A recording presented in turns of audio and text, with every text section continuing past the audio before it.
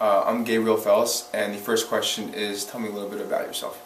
I think the most enduring characteristic of mine is my drive and my motivation to be the best at whatever I do in all aspects of my life. Whether it's school or work or just my own passions and hobbies, I strive to be the best, both in terms of being the best that I can be and in terms of being better than everyone else trying to do the same. And I think my parents, my peers, and my bosses, both current and previous, can all attest to that. People talk a lot about how they take pride in being a hard worker, but hard work in my mind is almost an afterthought. I think that the only way to approach any challenge is through hard work, and I would never start any job or project if I weren't sure I was going to be able to put a maximum effort, and usually more than maximum effort, into it.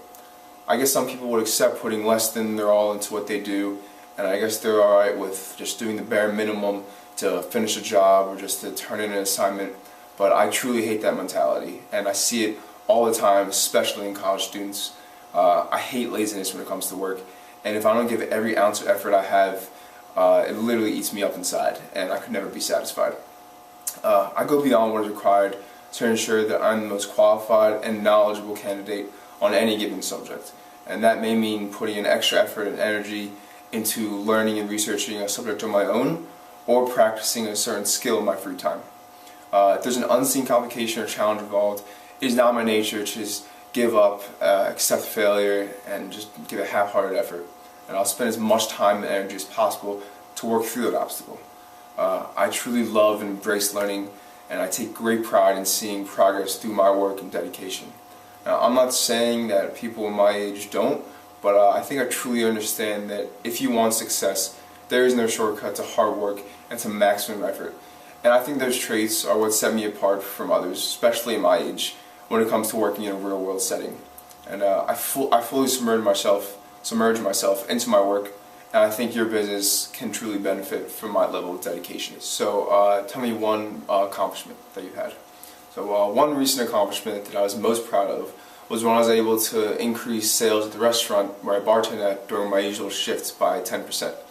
I started bartending at a restaurant in Center City only a few months ago, but during the summer I was given my own weekly shift as opposed to just coming in whenever they needed someone, and that shift was on Monday nights. As you'd expect, on Monday nights at a bar it can be pretty dead, but it was the summer and I just figured it was just the way the business went. But once fall started, the managers and owners actually approached me and asked me to come up with promotion ideas to get more customers in on Monday nights during the Monday night football games when the season started. Since I was one of the youngest employees there, I guess they thought I would have some more fresh ideas to get people excited about football, about the fall, and about coming in. So after some brainstorming, I proposed a few ideas to the managers, such as happy hour prices on drinks and appetizers and other selected foods during the Monday night games.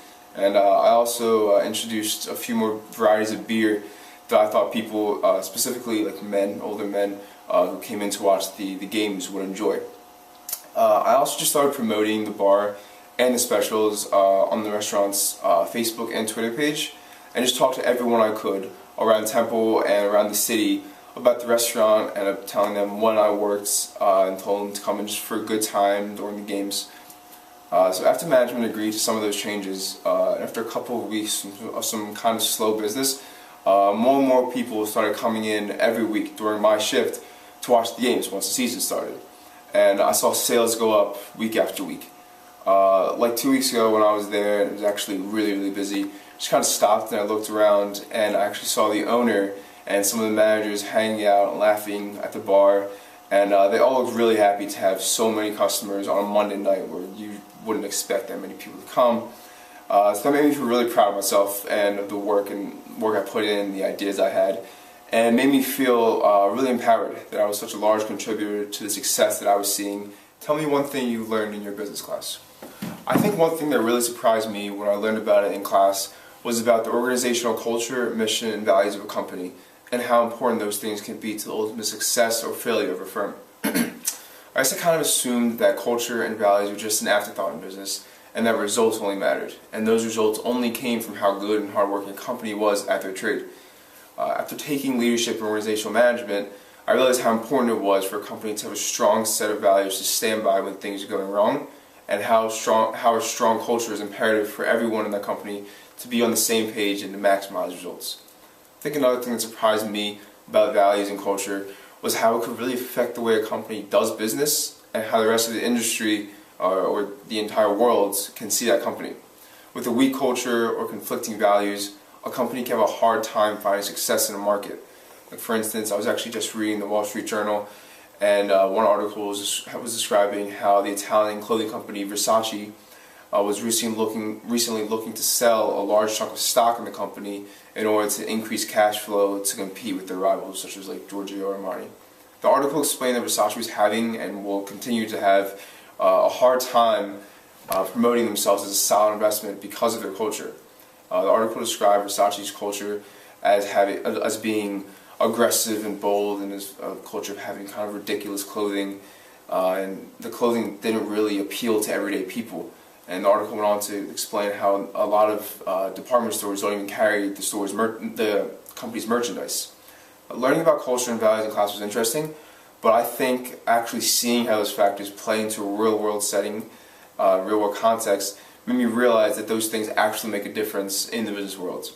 So I now understand how important it is to become engaged in the company's culture and to have a strong set of values to stand by in order to be successful.